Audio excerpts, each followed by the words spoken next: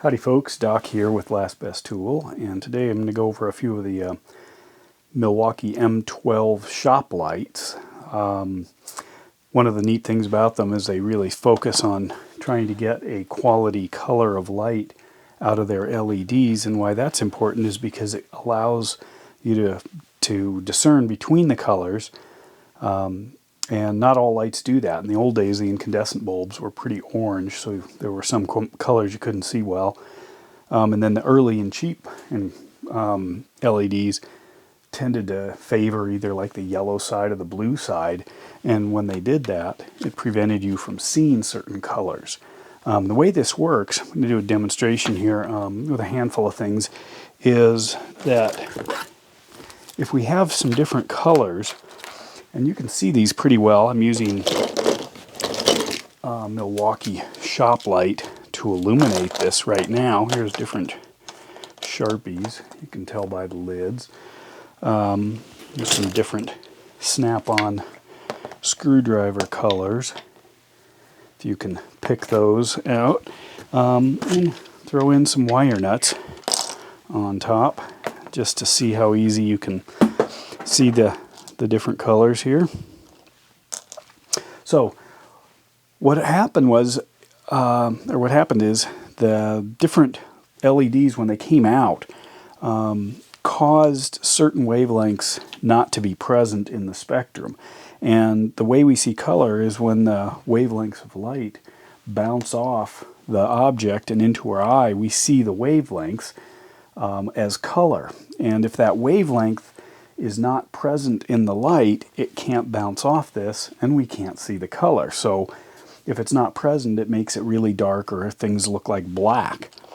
And Milwaukee has kind of really pushed their TRUEVIEW color of lighting, which allows you to see different colors, not only clearly but accurately.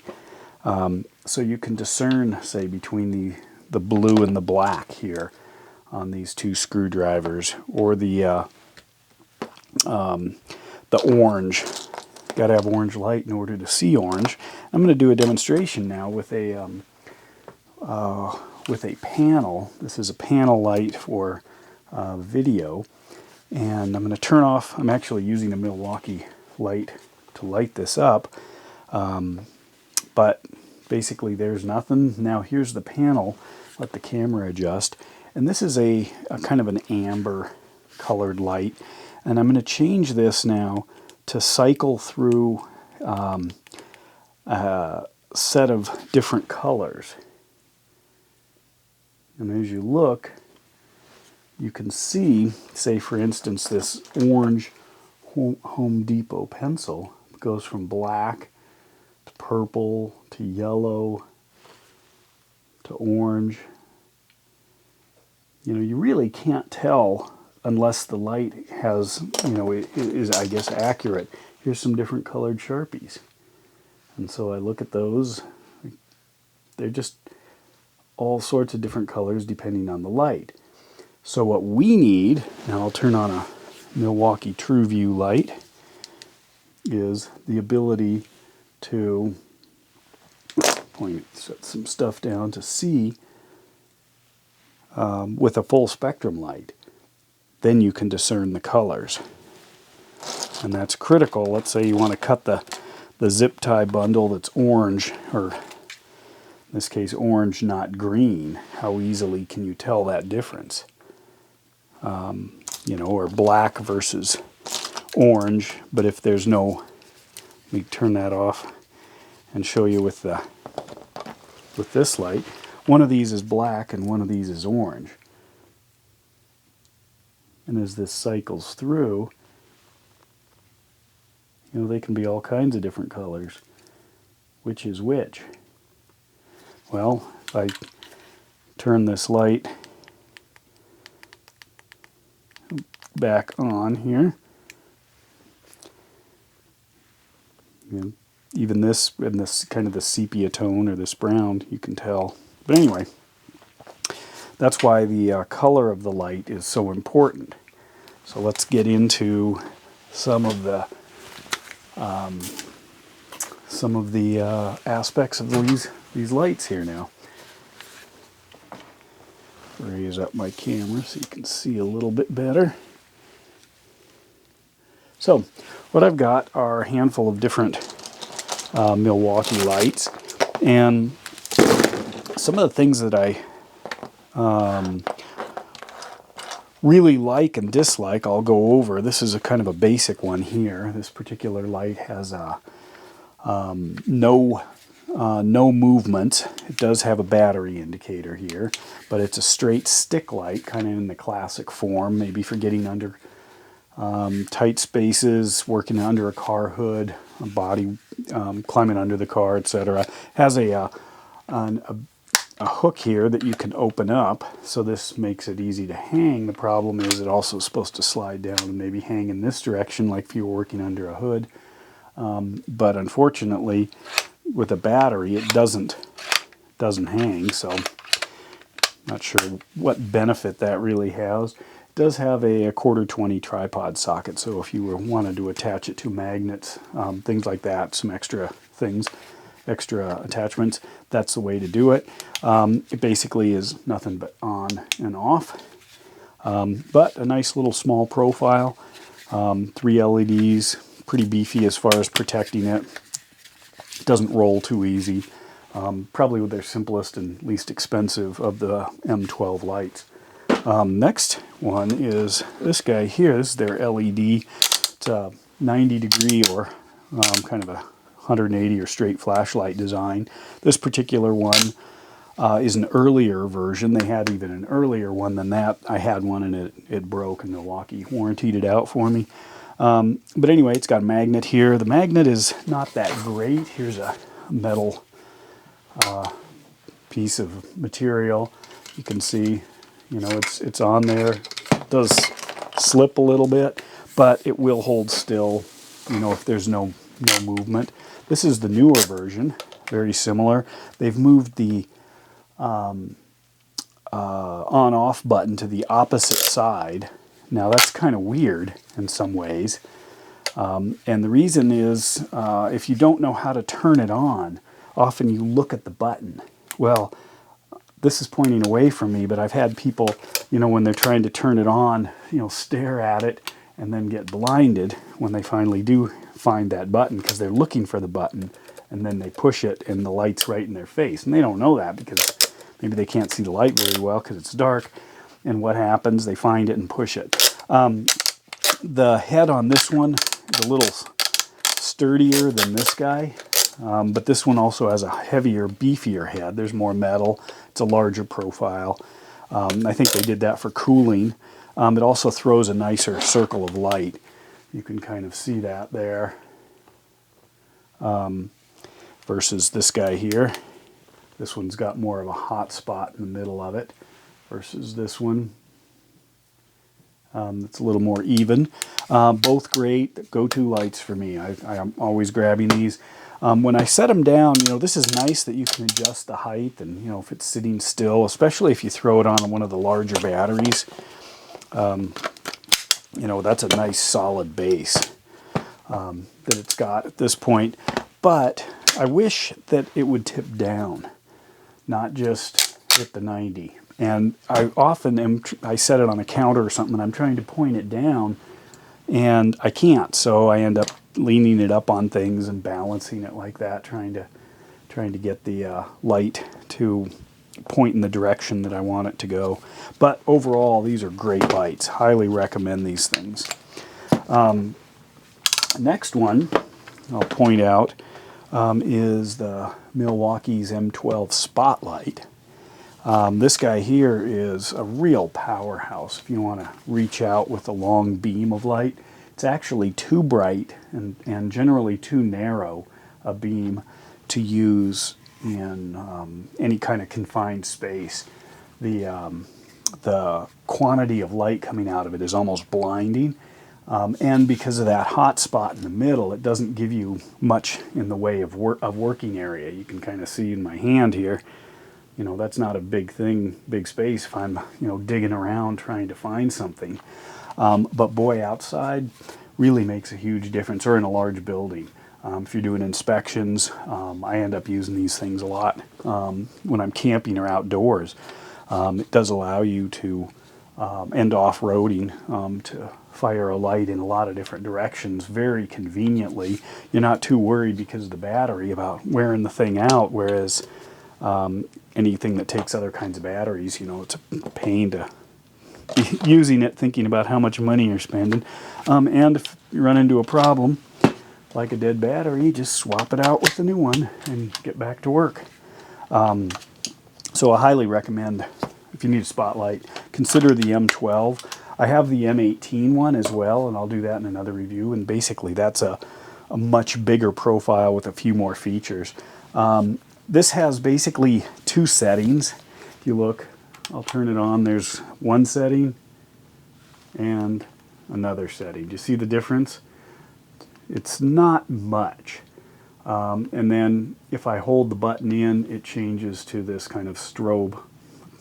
It's not a strobe to kind of incapacitate a person who's attacking you. It's more kind of the strobe that says, like, I need help, or, you know, there's a hazard ahead. The button on the back is a mode button. You know, you can operate it with your thumb, but it's really not a whole lot going on, so it's not a big deal. However, this trigger mechanism right here is really easy to operate. So it's possible to accidentally turn this thing on. Notice it does have the battery indicator right there, giving you kind of a heads up when you turn it on of how much juice is in the battery. And basically, there's an awful lot of potential in such a little tiny tool as this. I do pop the battery out when I'm traveling with it, and the reason is I don't want it to accidentally get turned on, but it's really easy to throw another battery into it. All right, the next one is a Rover Light, and this is one of the Rover series of lights. It's a solid, chunky block. It's got really beefy rubber around the edges. It also has magnets, but those magnets, as you'll see here, if I clamp it on, you know, you really have to have some kind of texture. It's strong. It will stop if it hits something, and then that's actually pretty strong right there. But it will slide. So as I use these, you know, you want to make sure that that it slides into something if it's metal. But otherwise, it's, I mean, for a heavy light, you know, that's pretty beefy on that magnet. It also has this other tool compartment, or not compartment, grip here. So I could slide it onto something. So that's the magnetic side. I'll do it on this side, and then drop it down. And you can see it's now gripped the this thing by nothing but a spring-loaded clamp right here. So if I lift it out, I can slide this out. And that actually is designed kind of for 2x4s, joists. It's about that wide that you can make it. So you can just slide it on and it'll hang. You also can hang it from screws and nails right here. Of course, right here on the handle, and it's got a nail divot right there to kind of keep it centered. The positioning of this thing, there's no adjustment. The M18 version does have a adjusting faceplate with the LEDs. This one, you could set it down in multiple configurations, and guess what? If I turn it on, there it is. It's kind of pointing down. So I get a little bit, but still I may want to try to balance it and point it a different direction. It's also has the mode. In this case, there are 3 settings. Point it down so you can see. That's, I think, the brightest. There we go. We move through those 3. And when you turn it on, it does give you a battery indication right there. Good solid design. It's a little hard to get the batteries in and out. I have pretty big hands, but you know, I have to wedge in here, compress the wings on the M12 battery, and prop it and pry it out. Not an easy thing to do for some people. For a lot of people, it's a big complaint with these. But if you can overlook that, great light. All right. I want to mention something right at this point. There are all kinds of different Milwaukee batteries, and this is one of the M18 ones. This is a 6 amp hour battery. Milwaukee makes this one's a 2 amp hour battery. This is a 4. This is a 6. They're smallest. These are 1. This is a 2 here. They also make 1.5s, or their first ones. And people often think, you know, gee, that's a 6. I've got a backup iPhone battery, and that's way cheaper than these things, way smaller, way lighter. Well, in fact, here's one right here. This is about a 7 amp hour battery, or 7,000 milliamps. This here is 6,000 milliamps. How can that be? How can this be so expensive, so big, so heavy, versus some little phone battery that you can get, you know, pretty cheaply anywhere? Maybe not a Goal Zero, but you get the idea. Well, that's because this is 6 amp hours at 18 volts. This is 7 amp hours at 5 volts. So when you're using a USB cable like this, this particular one, you know, is only giving out 5 volts versus 18. Well, what does that actually mean? It means that this particular battery here, if I was to convert it at 18 volts, if I divide 18 by 5, I get 3.6. So it's 3.6 times more powerful than a comparable 5 volt, 6 amp hour battery. Again, this one was 7.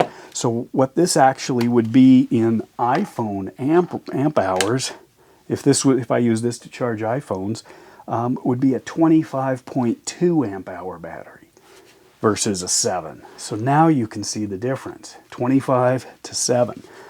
And then if I did the same comparison here, I'll use this 6 here.